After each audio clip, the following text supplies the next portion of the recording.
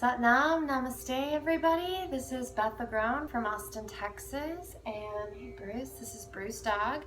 And I'm just going to show you a few stretches that you can do after you've been sitting for a long period of time, especially if you travel or sit at a desk. This is a really great set to do to release the psoas and the hips. So we'll be on the back, pretty easy. So you're going to come down onto the back.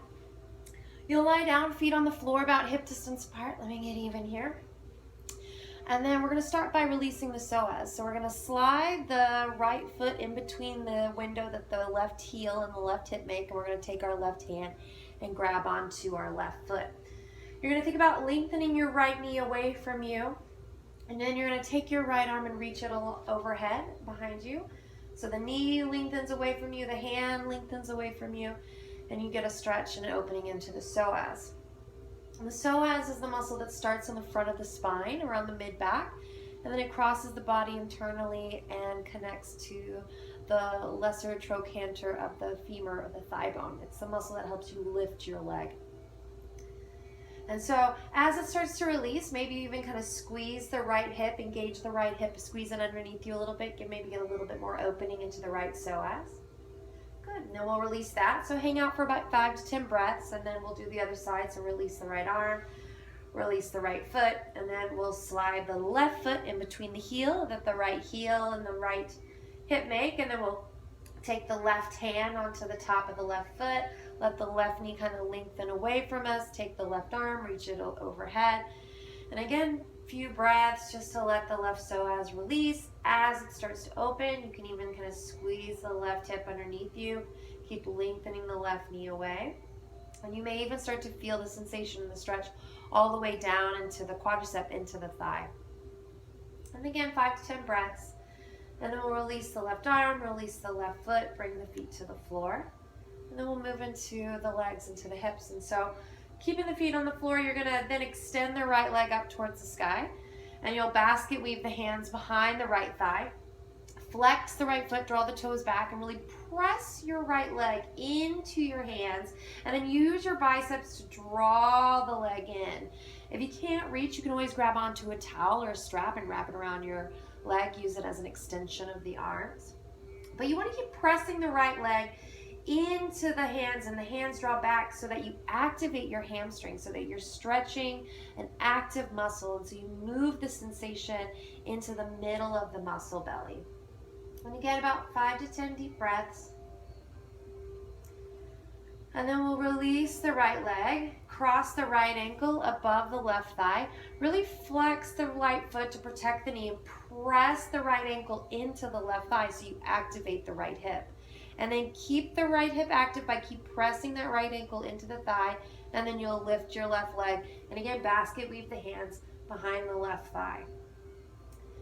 And then again, keep pressing the ankle into the thigh and really use the biceps to draw the thigh back. And again, if you can't reach, you can grab onto a strap or a towel and just extend the arms. Maybe you rock just a little bit from side to side, kind of change where you feel sensation in the hip.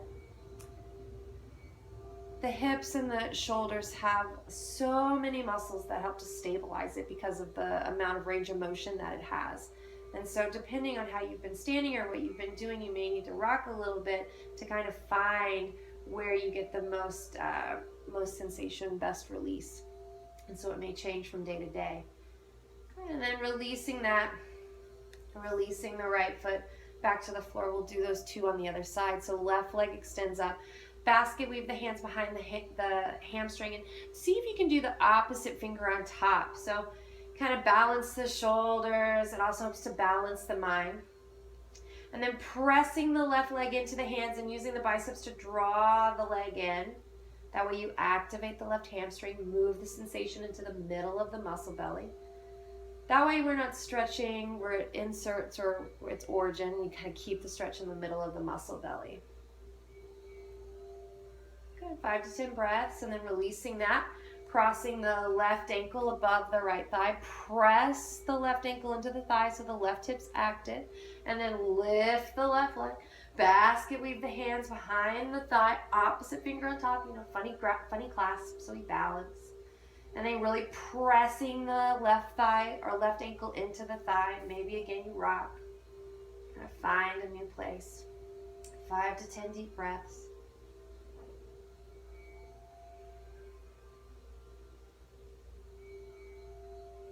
And then releasing that, bringing the feet to the floor. And the last little bit, we'll do a little twist to help decompress the spine. So crossing the right knee above the left thigh, you're gonna press your left foot into the floor and lift your hips and scoot them 3 to 5 inches over to the right. And then arms either to T or cactus arms. Inhale, deeply exhale, let the knees drop over towards the left. And then again, we wanna activate the low back. So we're gonna take the left hand onto the outside of the right knee, outside of the right thigh, and the left hand's gonna draw the knees down. But then the knee is gonna press up into that hand. So the hand draws down, but the knee presses up, and we activate the muscles in the low back.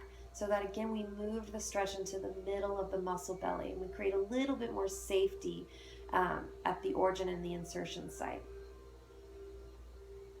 And again, about 5 to 10 breaths, and then maybe just releasing the hand and just letting gravity take the knees. And then inhale, bring the legs up.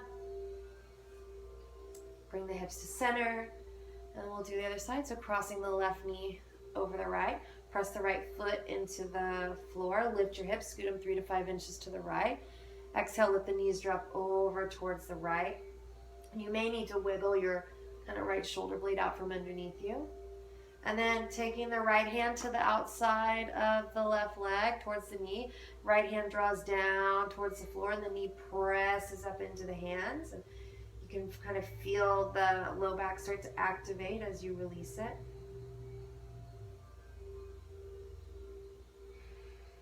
And after about 5 to 10 breaths, you'll release the right hand and just let gravity take you. And when you're done, inhale, you bring the legs up to center, uncross the legs, even out the hips, hug the knees in for a moment, maybe rock a little bit from side to side, and then a little Apanasana, bring some symmetry to the low back. So hands on each knee, fingers point away from you. Inhale, the knees draw away, arms straighten, and exhale, hug the knees in.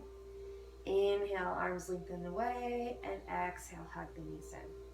And do that a few times, and then extend the legs, and just let yourself rest in Shavasana for a few minutes, just to let yourself integrate and let the body kind of readjust. It's a great practice to do first thing when you get home to kind of help you transition from work life into home life. And other than that, you can check out my classes when I'm teaching at my website, elizabethlegrone.com. There should be a link at the end of this video. And other than that, I will see y'all later. Namaste.